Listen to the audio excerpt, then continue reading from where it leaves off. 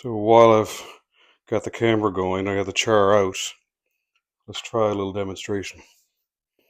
It's not the cleanest way to start a fire.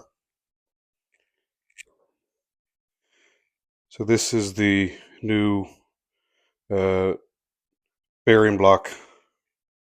So let's try this one first. So this is a combination. There's some charred rope in here. There's some charred natural material in here. There's some charred cloth in here. There's some charred punky wood in here. The idea is that you really want the fine little feathers will catch the sparks. Fine little wisps will catch the sparks. And then once you have a spark, once you have a small ember going on this little wispy stuff, then you can always transfer it into some of the larger, chunkier natural material. And I find that the big, chunky natural material will burn much longer. Something like this will burn much better than the little fine, little wispy stuff. But the wispy stuff is what you use to catch your sparks at first. I just got a bit of a tray out here to try to minimize the mess.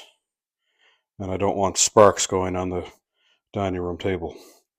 Let's give this a shot.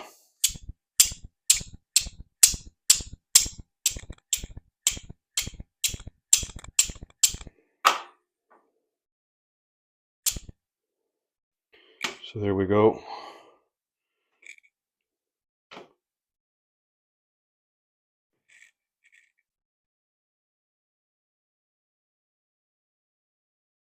So now we can transfer this and some bigger stuff and put all of this into our tinder bundle.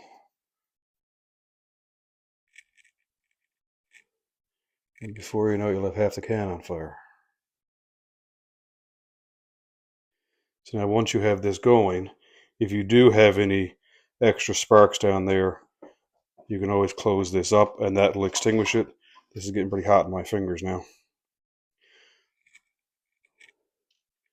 So now this, throw that in your tinder bundle, or you can add in extra pieces as you need it. Depends on how damp your tinder bundle is.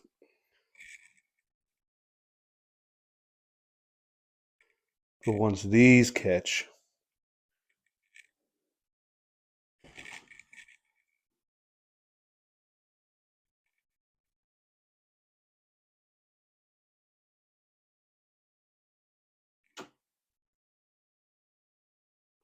much bigger ember than what you would get out of something, just a bow drill fire.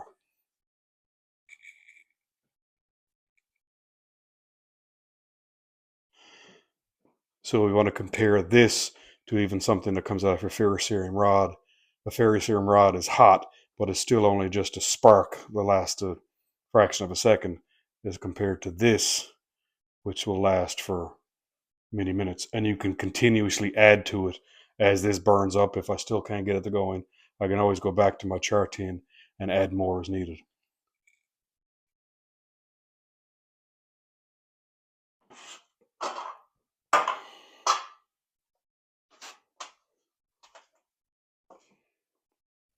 So again, once you put a cover on it like this, it will snuff itself out. So I'm not worried about this whole can burning up because there's no oxygen here to allow it. Charred cloth is usually done the opposite to how charred punky wood in a can works. So when I was doing in the can, I was striking down in a glancing blow with the flint across the steel down into the can. When you're doing charred cloth, it usually goes the other way around. So I'm going to take my flint in my non-dominant hand, lay my char on it, and instead of striking sparks down, I'm going to strike a spark up. So I'm going to spark this way. And there you go.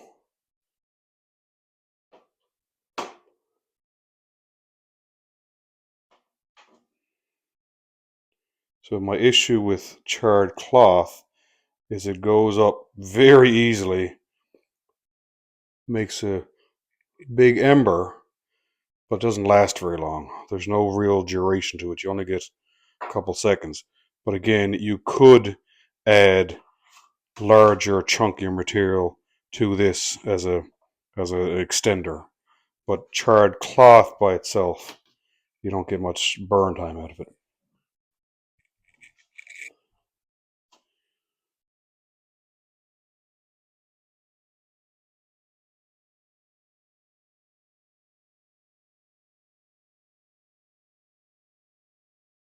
This is why I brought the tray.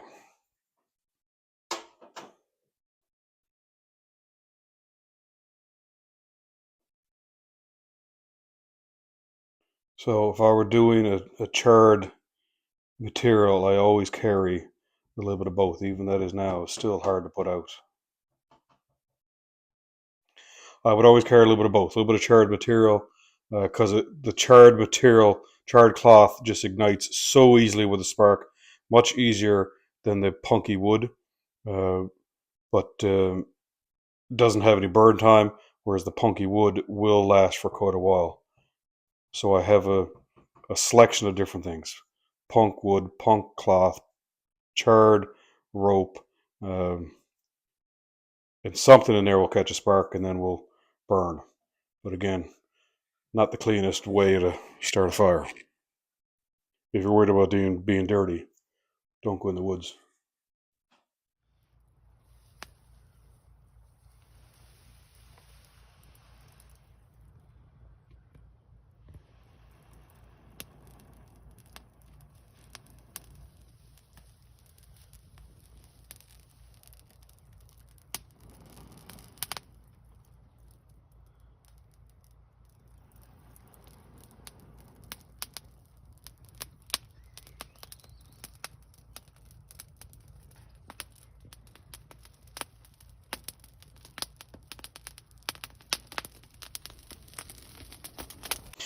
Thank you very much for sticking with us until the end.